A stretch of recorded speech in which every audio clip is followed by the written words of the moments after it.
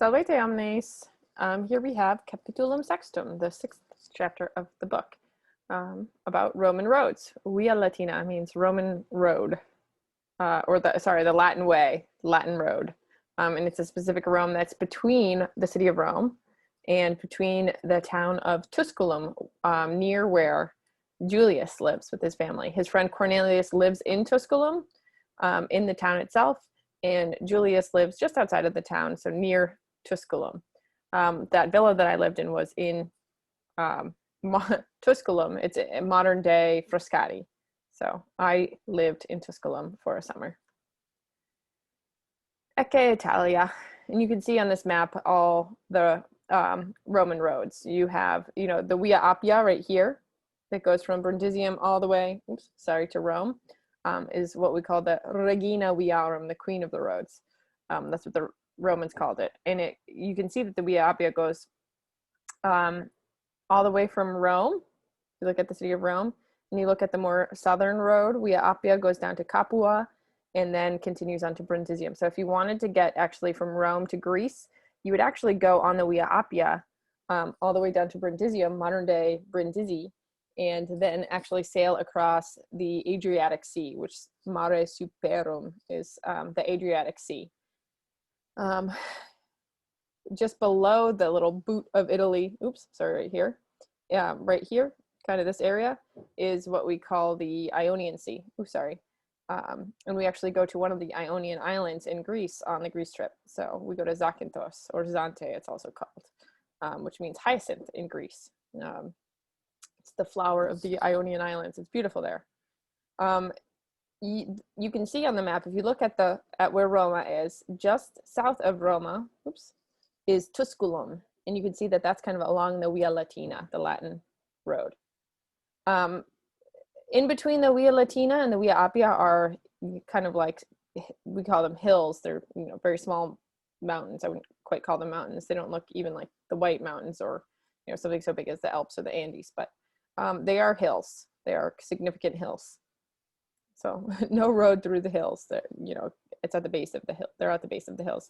And then you can see going up north from Rome, we have the Via Aurelia. And actually the names of the roads are all feminine because Via is a feminine noun. So, we say in English the Appian way, the Via Appia. So these names of the roads are actually adjectives. So the Via Aurelia is the Aurelian road. A man named Aurelius was the guy whom this is named after. So sadly, when I was a student, I always imagined that all the roads had female names because the Romans were adoring females, but actually they're just adjectives that are agreeing in gender, case, and number with the word via, which is first declension feminine. You can see if you follow from Rome, instead of the Via Aurelia going more inland, the Via Flaminia goes across Italy, and from Ariminum up to Placentia, we get the Via Aemilia. Okay, so lots of roads. Here are more. So the Via Aemilia, the Via Cassia, the Via Flaminia, Via Valeria, Via Latina, and Via Appia. The Via Appia is the oldest and the most famous of all the roads. And you can still, a lot of these roads, you can still go on parts of them. The Romans built their road so well, they layered it so well that oftentimes they're still preserved. So here's an example. This is the Via Appia, Via Est, Appian Way. And you can see, if you look closely, you can kind of see like the ruts from the raidai, from the wagons in the roads. Via Est. Quid est? Est via. Est via. Est ne oppidum?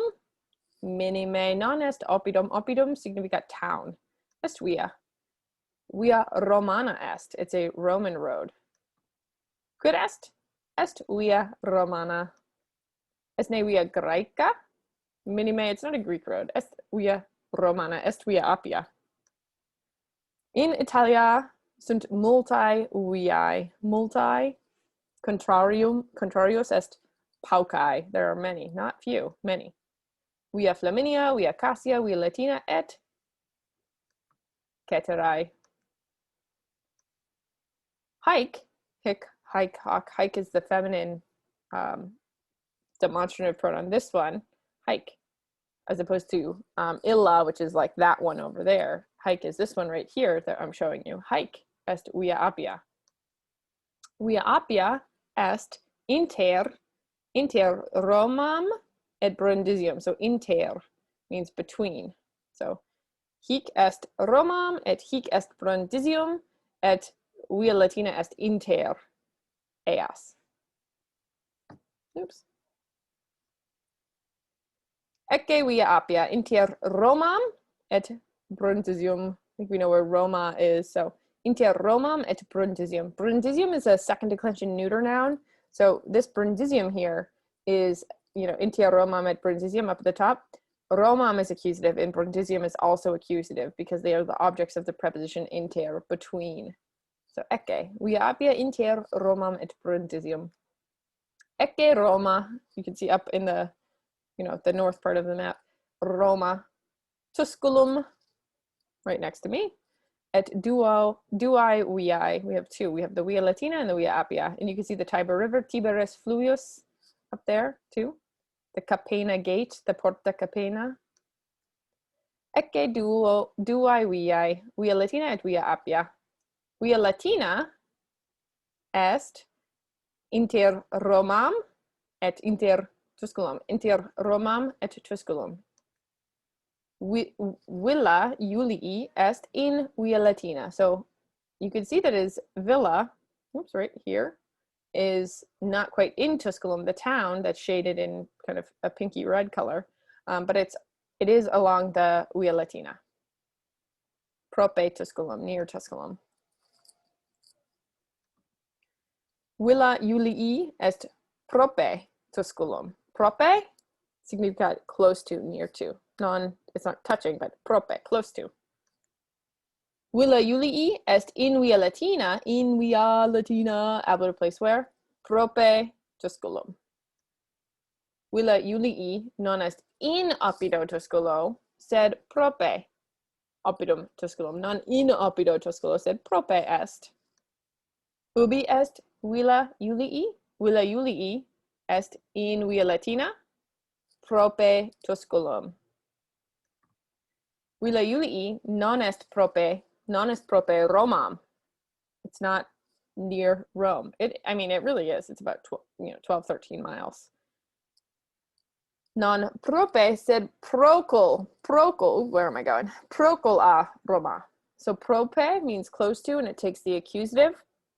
Procul a means far from. This a is an alternate form of ab, just like a and an in English. We use ab when the next word starts with a vowel.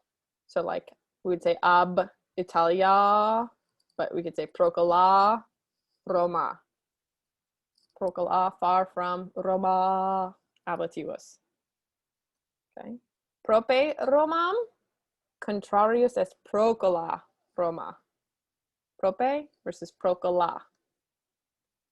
Villa Julii est procul a Roma. Via ab Villa Julii, and that should have a long A on the Villa there, sorry. Ab Villa Julii ad oppidum Tusculum non longa est. Via ab from Julius's villa, ab Villa Julii ad oppidum Tusculum. So you can see right here, it's not long, non longa est via. Now this longa at the end of the sentence is feminine and singular and nominative because the next word est is a linking verb. What is not long? All the way back to the beginning of the sentence is that via. The road is not long. Which road? We can kind of think about our prepositional phrases. I like to draw parentheses around them. Ab Villa Julii, there's one. Ad oppidum Tusculum, there's another one. Esne longa via, esne via longa, ab oppido Tusculo, from the town of Tusculum. Ad urbem Romam.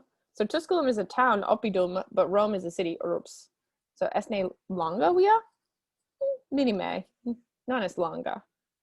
Esne fluvius Tiberis, all the way over there.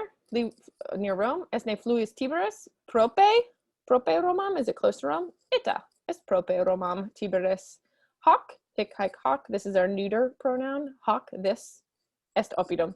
Hoc est oppidum, this is a town.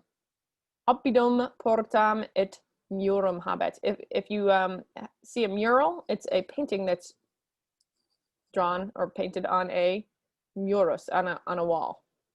Porta, we get portal from this, a gateway. So a porta can mean, it typically means gate. It's a big door. So, you know, don't think of like a garden gate. A porta is an entrance to a walled city. So, you know, the door to my office or something like that, or the door to my house, I wouldn't quite call a porta. I would call that, you know, an ostium, something like that, an entryway. Versus porta is a gate to a city, and it's something big like this here in the middle. And Rome was a walled city. It had big walls around it. Many ancient cities were walled for obvious reasons. Ecce porta, the gateway, the doorway. Et murus oppidi. Oppidi significat of the town. Est genitivus, it's genitive. Porta est magnum ostium. As I said, ostium is a door, but it's more like a door to a house. So porta est magnum ostium is a large door. Circum, meaning around. Circum oppidum. Circum is a preposition. It takes the accusative case. So circum oppidum, murus est. Around the town, murus est. There is a wall. Murus, in the first picture here, murus, oppidi villae, and then paries is the second picture.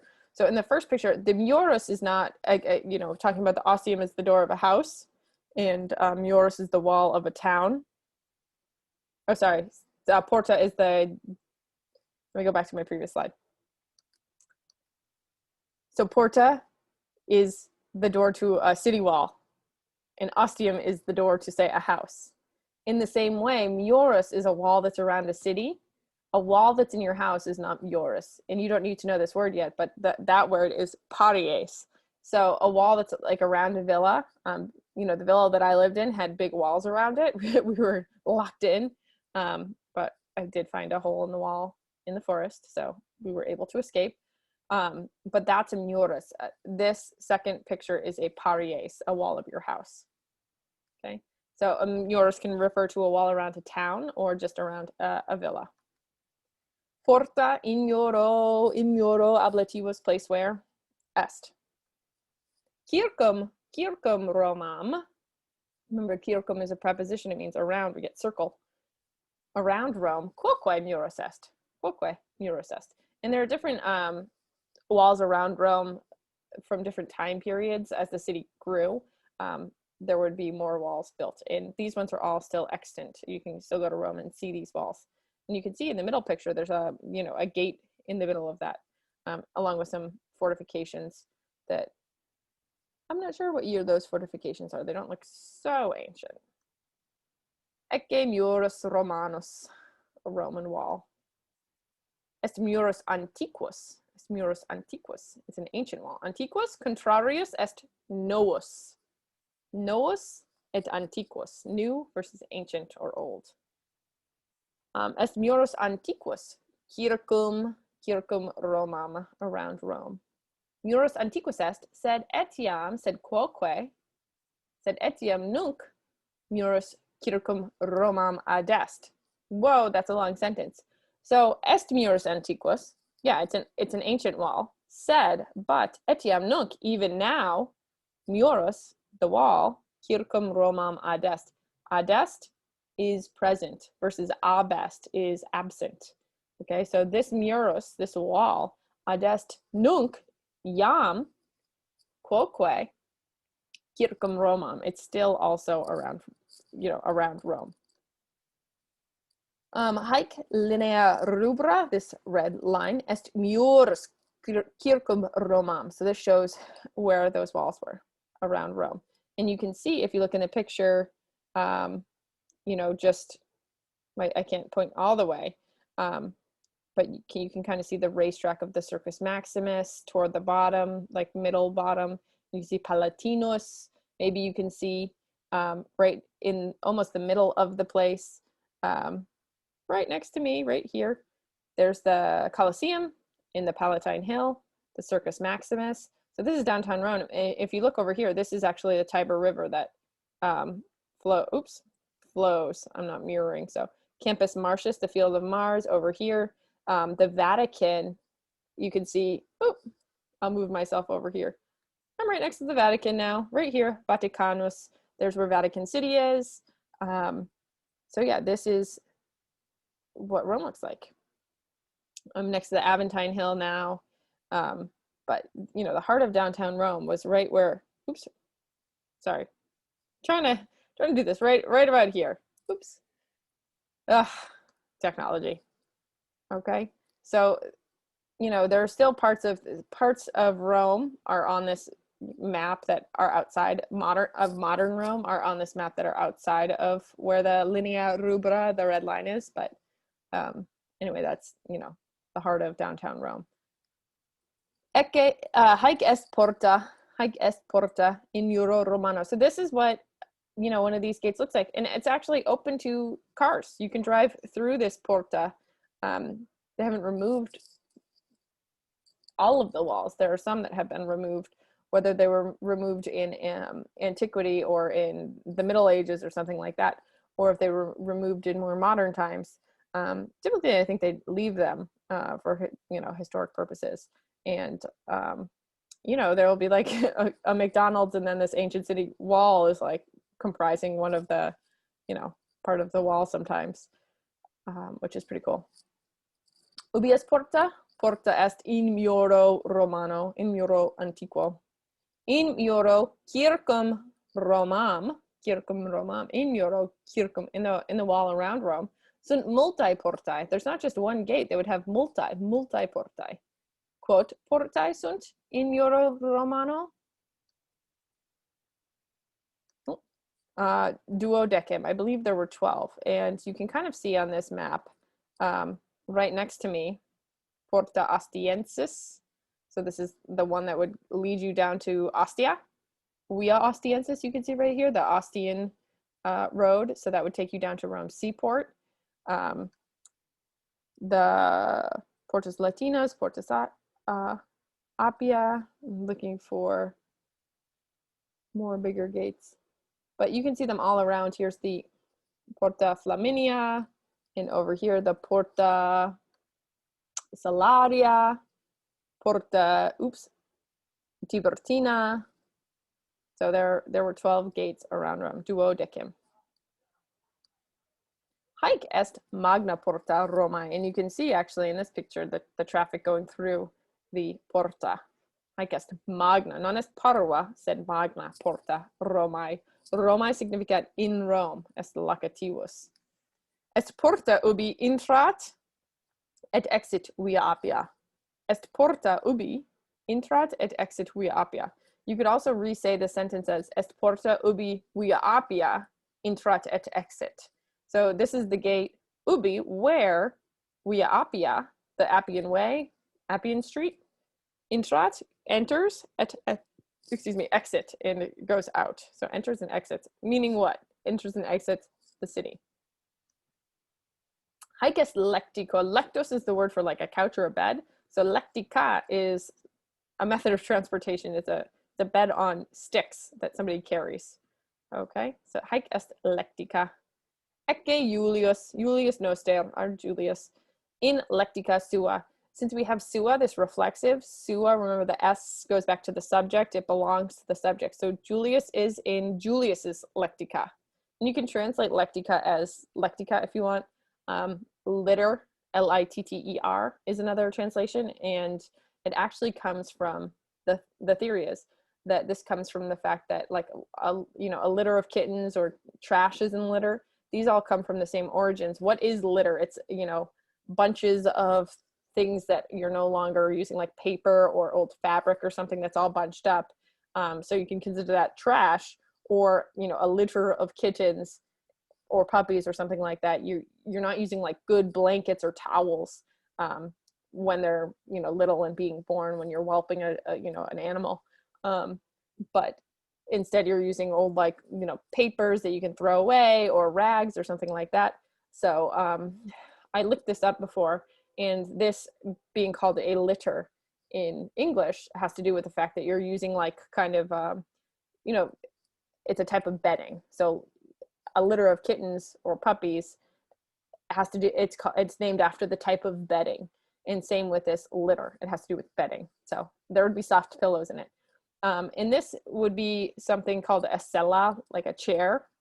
Lectica could be, you know, more like a bed, or it could be more like a sedan chair. We get the word sedan meaning like a smaller car versus, say, an SUV or something. So this sella is what we would call a sedan, which is funny, I think. Okay. Esne solus, Julius? Esne solus? If you're flying solo, you're going alone. Esne solus, Julius? Minime. Quote, servi cum Julio sunt. Quote, how many? Servi cum Julio, cum plus the ablative. Sierus, Leander, Davus, Ursusque. So we have habemus quator servos. Servi lecticam portant. Portant significat carry, okay? So servi lecticam portant. What are they carrying? They're carrying the lecticam, that litter, sedan. Quote, servi lecticam portant, non omnes, sed Davus et Ursus, ergo duo servi lecticam portant. Duo servi, Cyrus et Leander, non portant lecticam, portant sacos. Julius in lectica sua, ab opido, from the town. Remember the loop on the B points away from the A. Ab opido ad villam suam it. So ab takes the ablative, ab opido, and ad, like most prepositions actually in Latin, ad takes the accusative, it. We get the word ex it from this, to go ex, to go out. This it just means to go. It's irregular, eo is it, imus, itis, and then in the third person plural you get eunt, they are going, they go. So Julius it, Julius goes. How is he going, or where is he going? In lectica sua, in his own litter, in his own sedan chair. Ab opido, from the town, Tusculo, ad villam suam, prope Tusculum, nonne? Julius it, ab opido ad villam. Ab opido, away from this circle, the town, ad villam, toward his house. Servi quoque, etiam servi quoque, significat also. Servi quoque, eunt, this is our third person plural. So it in the singular, eunt in the plural, it's irregular. So the enslaved people are also going ab opido ad villam. Quo it Julius? Quo. And this quo, you know, we've seen ubi, where, but what does the quo mean? There's quo and there's unde. Quo, the answer to quo is ad. So it means like where to. To where is Julius going? And you would answer Julius it ad villam. Ad villam. So the answer to quo is ad. Quo it Julius? Julius it ad villam. Unde, when it's in, there's day, the word day in there, which means from or down from. You could consider like ab. Also, this word unde means from where, ab ubi. So it has that un part. You can think of it as like ubi, de ubi or ab ubi. From where is Julius coming? So he's coming ab opido, from the town. Say unde venet Julius, Julius venet ab opido. You could say ex opido as well, from the town. Quo, remember quo? The answer to quo is ad. Quo it Julius ad villam. Servi, qui lecticam portant, sunt Ursus et Davus. Now, in this sentence, we have what's called a relative clause. It means that we have this pronoun that starts with a Q, qui lecticam portant. Okay, qui lecticam portant, that's our relative clause. So how we want to translate or deal with the relative clauses is we start with the Q word. Sometimes it's a C word like cuius, the genitive, and you go till you find a verb. So qui lecticam portant, oh, portant's a verb. So there's our relative clause. I like to put it in brackets. So our main sentence is actually servi sunt orsus et davos. So the enslaved people are orsus et davos. Okay. And now we're going to learn more about those people in our relative clause. Qui lecticam portant. The enslaved people, qui, who, lecticam portant, who carry the lectica, carry the litter, who carry the sedan, sunt orsus et davos, are orsus and davos. And relative pronouns, this one here, qui, is actually masculine, and it's plural, and it's nominative. So it agrees with servi in gender and number. It doesn't have to be the same case. Here it is. Here they're both nominative. Qui lecticam portant, blank lecticam portant, servi lecticam portant, ursus et leander lecticam portant. Quid portant servi? And again, here's our trick. Blank portant servi, servi portant. What do they carry? Lecticam. Cyrus et leander non lecticam sed saccos portant. Saccos. Saccos est a bag. You use this word for backpack as well, if you know. Saculus is a little bag, it's a wallet. So Cyrus et leander saccos portant, non lecticam sed saccos portant. Sed, significant, but. Quid portant servi? Servi portant saccos. Os is accusative plural. Saccos. Duo servi, lecticam portant, ursus et davos lecticam portant. Ursus est ante lecticam.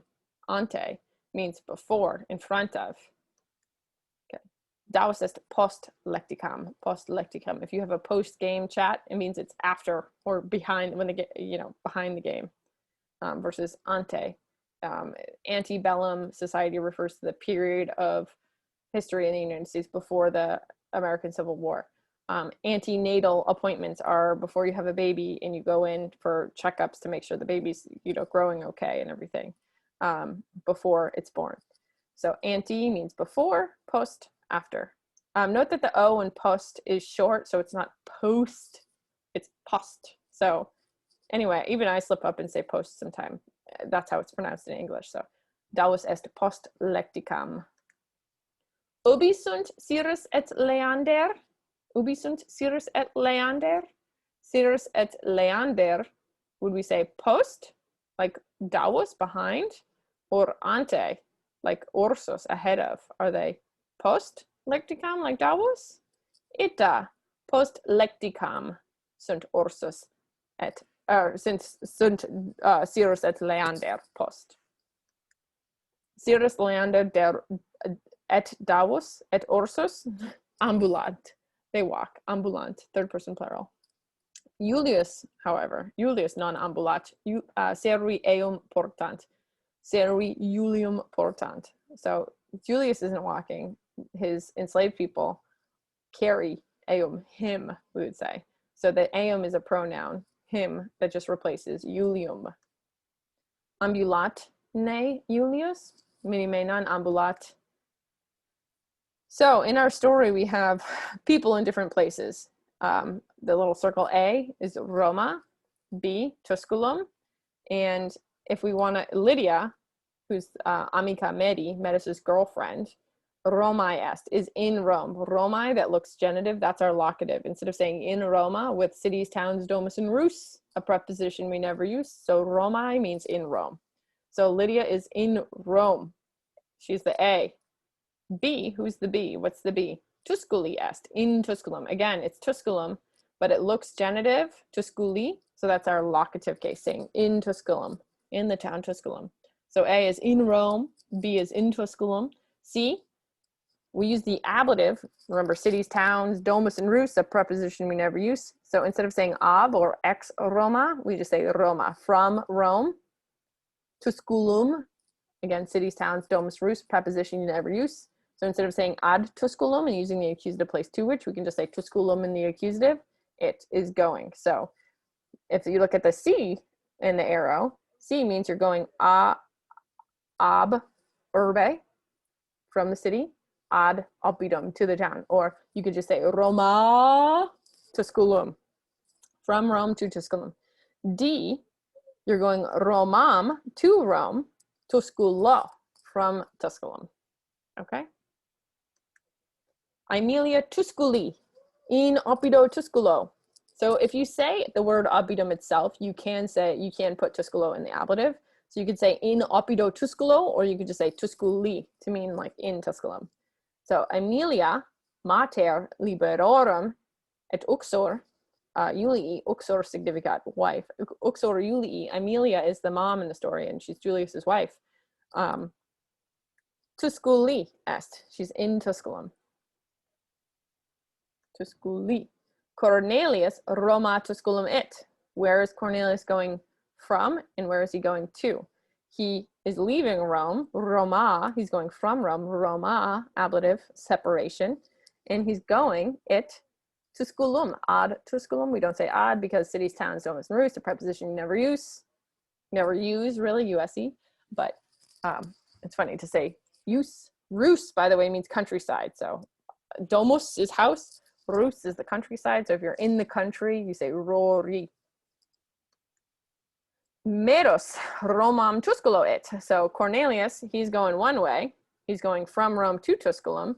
And Meros is going to pass him on the way because he's going to see his girlfriend in Rome. He's going Romam from, to Rome, Tusculo, from Tusculum, because he took the pecunia, he took the money, Julii of Julius, and discadet. He departed from the villa. Ecce Cornelius, amicus Julii. He's a friend of Julius, and he has a fine-looking horse, Equus. Cornelius Romam in equo it. He's going Romam to Rome in equo, on a horse. Quis in equo est? Cornelius in equo est. Quis in equo Romam it? Cornelius in equo Romam it. Quomodo Cornelius Romam it. So quomodo means just how, in what way is Cornelius going Romam to Rome? How is he going to Rome? You could actually answer this in two ways. There was no PETA, there were no animal rights, so you can actually use horse in an ablative of instrument, ablative of means or instrument. So you could say Cornelius Romam equo, ablative of means, by means of a horse, it, or you could say Cornelius Romam in equo, it. So you can say either one of those. I would probably stick to the equo, the ablative of means. That's more common, I think, in Latin. But you could say in equo, or you could just say equo. Est ne Julius in equo? Minime non est. Est in lectica, nonne? Est ne Cornelius in lectica? Minime Cornelius est in equo. Serui, sacos, in umeris, umeros, sed umeri, in umeris est ablativus pluralis. So the servi, the enslaved people, portant, carry, transport, we get from that, sacos, accusative plural, they carry bags, ubi, in umeris, on their shoulders. Humerus est. Humerus magnus est magnus, non est parvus. Cuius humerus est? Cuius, of whom, or you could say whose, cuius est genitivus. Cuius humerus est? Est ne humerus tuus? Is it your arm? Minime. This is just an internet arm, a la Google. Quos servi portant in humeris. So this Q word can be a little tricky. You look at the ending and you see os. OS. That means we're looking, this is accusative plural, and we're looking for our, the thing that they're carrying to actually end in that as well. So what's our trick? Leave it blank. Repeat the rest of the sentence. Servi portant. What are they carrying? Sacos in umeris. Sacos in umeris. They're carrying bags on their shoulders. Ubi est dominus? Dominus est, you could say who he is between. Est inter davum et ursum. That's one way to say it. In via Latina est, he's on the Latin way. Est in lectica. So there are many different things that you could say for this. You could say he's ante, ahead of, in front of, cirrus, cirrum leandrum davumque. You could say est post ursum, he's behind Ursus. So many things that we could say about where Julius is, where this Dominus is. Servi, ambulant, ambulant signifies walks, are walking. Post lecticum, where are they walking? Post, behind. Servi, cirrus landerque, ante lecticam, ambulant. Ubi sunt servus et lander? Nunc sunt post Iulium, sunt post lecticam. Ubi ambulant servi nunc? Nunc non post, sed ante, in front of, ante lecticam, ante Iulium, ante orsum, ante takes the accusative case, ante davum sunt servi. Ubi est Dominus? Dominus est inter servos, nonne? He's between the enslaved people, inter servos, inter davum et ursum. Julius, he's going ab opido, from the town, ad villam. He's going to Tusculo, ad villam. Julius a villa, ad oppidum. And here, he's going from the villa to the town. Quo it Cornelius? Remember, quo, you answered ad. So he's going from Rome, but he's going quo it Cornelius? Cornelius Tusculum ad oppidum. He's going to Tusculum. Unde venit medus? Medus, unde is ab ubi. Ab ubi, from where? Venit medus, from where does medus come? Is medus coming? Medus is coming. Ab opido, or you could say ab villa, from the villa or from the town. You could say Tusculo, from Tusculum. Okay. Marcus Aurelius, this is a famous statue. This is in Rome on the Capitoline Hills. Just on the other side, over this way, is the Roman Forum, actually. So this is a statue of Marcus Aurelius, a Roman emperor, a Stoic philosopher also, but very well known for his Stoic philosophy. That is outside of the two Capitoline museums. These are awesome museums, and if the Capitoline wolf, the wolf that's nursing Romulus and Remus, that bronze statue, that's in this museum, or in these museums. There are two. There's a great lookout spot in these museums over the Roman Forum. So if you want to get a good view of the Forum, go to the Capitoline museums. The Dying Gaul statue, which is also very famous, is in this museum. It's, it's probably these are probably my favorite museums in the world, I'd say. The Capitoline museums on the Capitoline Hill. We get capital from this. This is where the government buildings were. So Marcus Aurelius in equo Romae est. He's on a horse. Where? Romae. In urbe Roma. So in Rome. Ubi est Marcus Aurelius? Est Romae. He's in Rome. In equo, on a horse. Est Cornelius. Nonne est Cornelius. Cornelius est in equo. Equus ambulat. Ambulatne Cornelius? Minime. Equus ambulat, non Cornelius. Equus Cornelium vehit. Quid significat vehit? Vehit significat portat, carries. So we get the word vehicle from this. So what does a vehicle do? It carries you. Sometimes it doesn't have to be just a car or a horse or something like that. It could be a bicycle. I don't know if you're a fan of like guacamole or buffalo chicken dip, or sometimes the chip is just a vehicle for the delicious dip to get into your mouth. So if you are more about the dip than the chip, then you can say, this carrot stick or this celery stick or this Tostito corn chip is just a vehicle for the delicious buffalo chicken dip to get into my mouth. So it's just a method of that dip being carried, so that we're not full savage just eating it with our hands.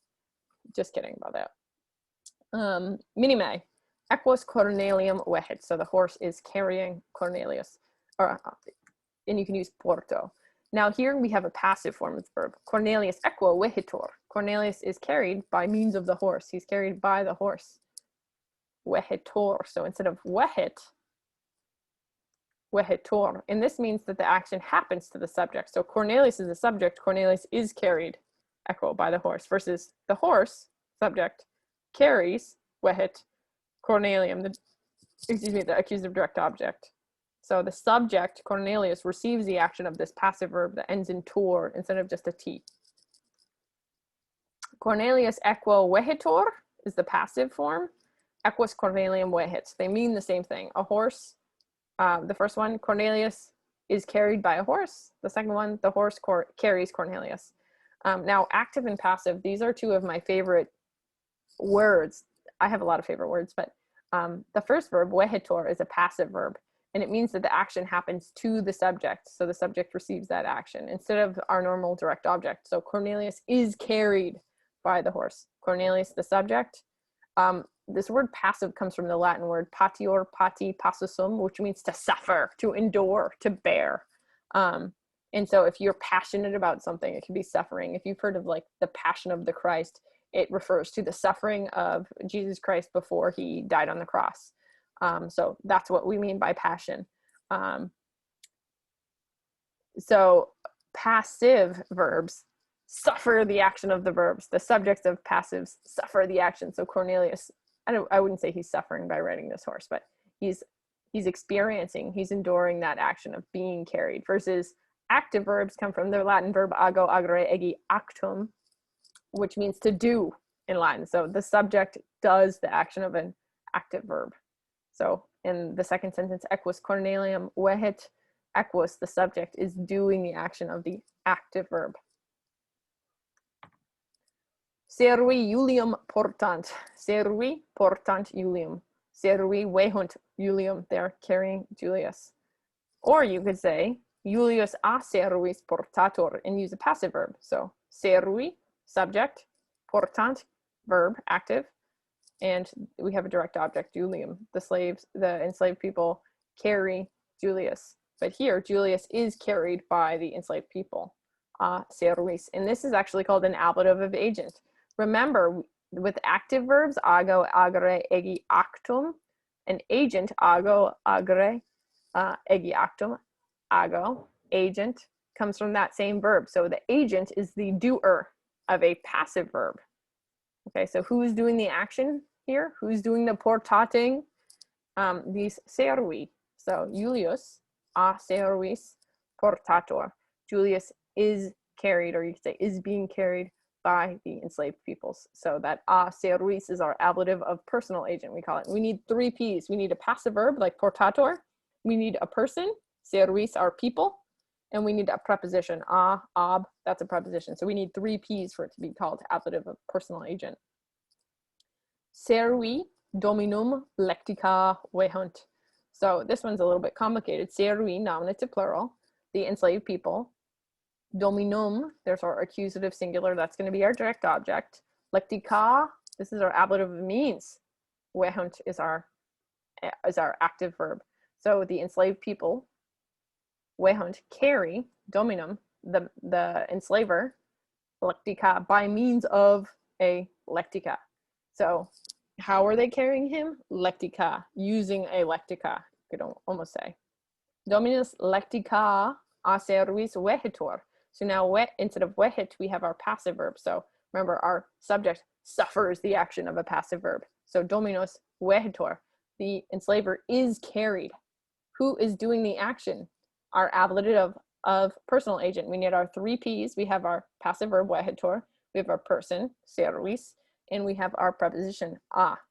So the enslaver is carried by the enslaved peoples. And how is he? Quo modo? Lectica, by means of a litter, by means of a lectica. Quid portant servi? Servi portant blank. Servi portant saccos in umeris, on their shoulders. Cyrus et Leander saccos portant. Sacci, here we have the active, portant. The subjects, Cyrus et Leander, are doing the action of the verb. The direct object, saccos, in the accusative case, receives the action of the verb. But in this sentence, sacci, the subject, nominative plural, is receiving the action of the passive verb. So sacci portantur, the bags, the sacks, are being carried. Who is doing the action? That's our ablative of agent, coming from ago, agere, egi, actum, to do in Latin. So the bags are carried by Cyrus and by Leander. Saki a seruis portantur, another passive verb. Remember the subject suffers the action of the passive verb. So the bags are being carried a seruis. 3 P's, person, seruis, preposition a, and passive verb portantur. The bags are being carried by the enslaved people. Saki a seruis portantur, it means the same thing as seruis sacos portant. And in English, you're often not encouraged, you're discouraged to use passive verbs like portantur. Your English teachers will say, use an active verb if you write a passive verb. But sometimes we use passive verbs. Think of if you're at home with your siblings, or maybe somebody breaks something in class before the teacher arrives, and you want to tell the teacher, or you want to tell the adults at your house that something is broken. Okay, instead of saying, my sister Annie broke the window, I could say, hey mom, the window's broken. Okay. So that takes out the necessity to give a doer, because you don't always have to. Like if you take out a seruis from this sentence, the bags are being carried. That's a full sentence. And you can take out that ablative evasion. You can take out the a seruis, and the sentence still makes sense. Saki portantur, the bags are being carried. However, in the second sentence, seruis sacos portant, it's harder to take out that nominative. In Latin, actually, you can. In English, you can't. In Latin, you can, because nt in our verb portant, you can use they, so they carry the bags. But anyway, in English, you can't take out the subject of an active verb the way that you can in Latin. Ecce meros. Meros. Ubi est meros? Meros est in via Latina, non è? Meros in lectica portator? Medosne in lectica portator, is he being carried in a lectica? Minime, medos ambulat. Medos in via Latina est prope Romam, non procola Roma, said prope, he's close to Rome. Prope Romam, medos ab opidos Tusculo, ad urbem Romam it. He's going ab opido Tusculo, from the town of Tusculum, ad urbem, to the city Romam, Rome. Medos Romam ambulat, he's walking Romam, to Rome, because with cities, towns, domus, and rus, a preposition you never use. We would say ad Romam, but here we can just say Romam, to Rome. Quo modo medos Romam it? Quo modo, how is he going to Rome? Medos ambulat, he's walking. Unde venit medos? Unde means ab ubi, from where? Ab opido Tusculo, or ab villa venit medos. He's coming from the villa.